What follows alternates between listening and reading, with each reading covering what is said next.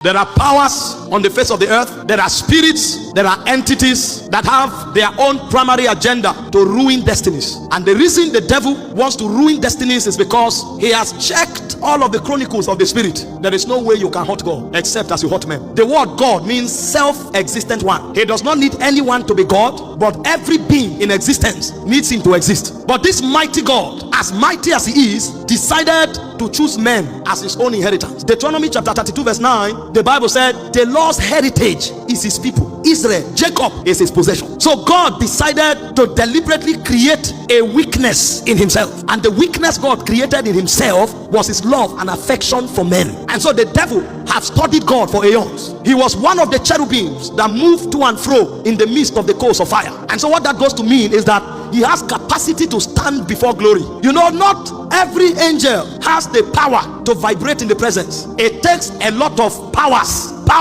committed to you by God for you to be able to stand in the presence. Not every being in heaven can stand in the presence. When you go to the throne room, the creatures that are in close proximity with God are called elders. They are not elders because of time. There's no time there. So what he's talking about is not age oriented. When they are called elders because they have ability to interact in realms of light. The places where they can stand, not every creature can come there, because it takes powers to stand in the presence. It takes enormous powers. So the creatures that stand in the presence, God bestows powers on them. And so apart from the elders, there are also those who are called the four beasts, or the four living creatures. So these beings are beings of mysteries. When you look upon them, the Bible said they had four faces: the face of a lion, the face of an eagle, the face of an ox, and the face of a man. All of these things represent dimensions. So it takes four dimensions for these beings to be able to stand in the presence, because there is a dimension of God that appears. The ox can't withstand it, so they will switch to the eagle.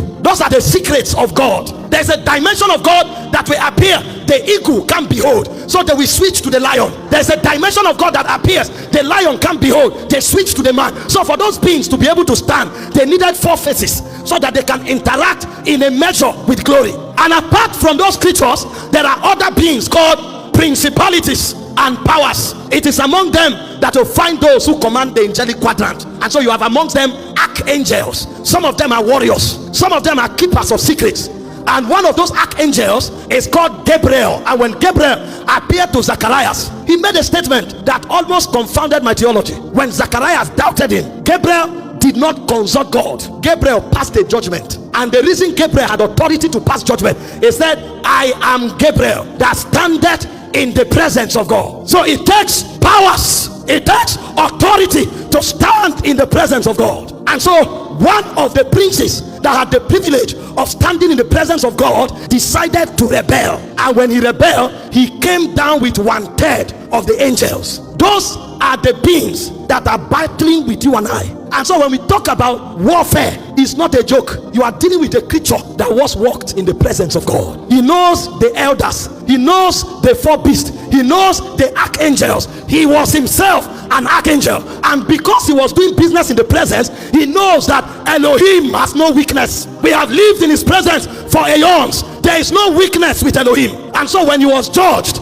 there was nothing he could do. He hated God, he wanted to fight God, but there was no basis. You couldn't attack this being. I was in the presence with the elders, with the four beasts, with the archangel. God has no weakness. Until after many aeons, he now discovered God embarked on a project, and God said, let us make man in our own image, after our likeness. And the guy was watching. God has never created anything like himself. God has never created anything in his order. What is it that God wants with this man, this new creature? This one is not an elder, this one is not an archangel, this one is not a beast. What is it God wants to create? And when God announced it, he said, I want to create a being that bears my image. He said, God has decided to create something that can carry us into God. Before now, when we checked him, there was no weakness. If he wants to create something like him, then if we get that thing, we will get God. And true to his word, when he attacked man, the heart of God was broken, because for the first time the angels discovered that even God could have weakness, and the weakness of God was his love for man. And so when the man fell, God was pierced to the heart. God was frustrated.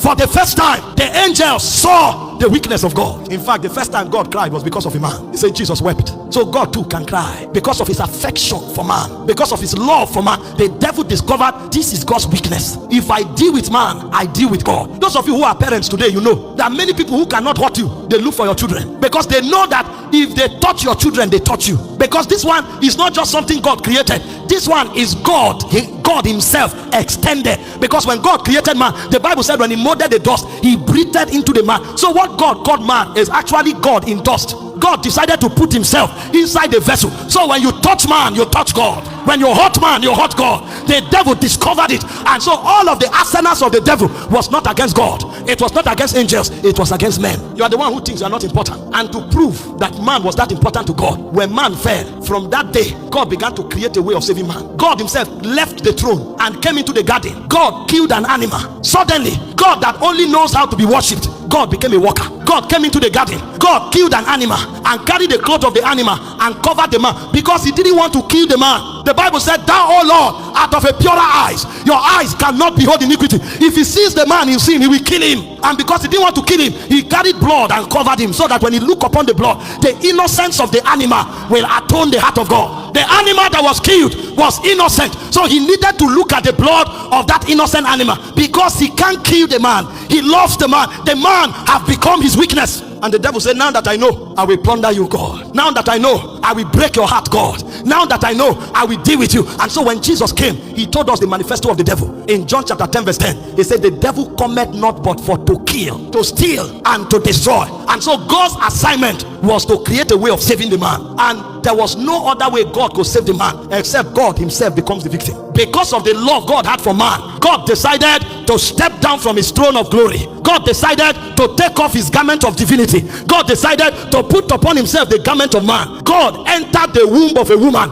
and God was there helplessly for 9 months. Whatever the woman ate, that was what God ate. Whatever the woman drank, that was what God drank. God stayed in the womb for 9 months. When God was born, Herod wanted to kill God. God was helpless. They had to carry God and run to Egypt to hide God, because God needed to become a man in order to save man. So God took a risk by removing his godhood and put upon himself manhood. So he suffered what men suffered. He was endangered by what men were endangered by. And the more the devil saw it, the more the devil was surprised. Can you love this man this much? I'm not talking politics. Our politicians will tell you they love us. It's a joke. The moment they enter the office, you can't even see them anymore. They're only driving jeeps and looting money. That's not what we are talking about. Why politicians use us to get to power? God left power to help us. That's what I'm talking about. God became vulnerable in order to save man, and the devil couldn't comprehend it. The devil now thought that I can deal with man. So now that God has become man, let me kill God so there's no God anymore. But he didn't know there was a superior wisdom at work, because he said if the princes of this world had known, they would not have crucified the Lord of glory.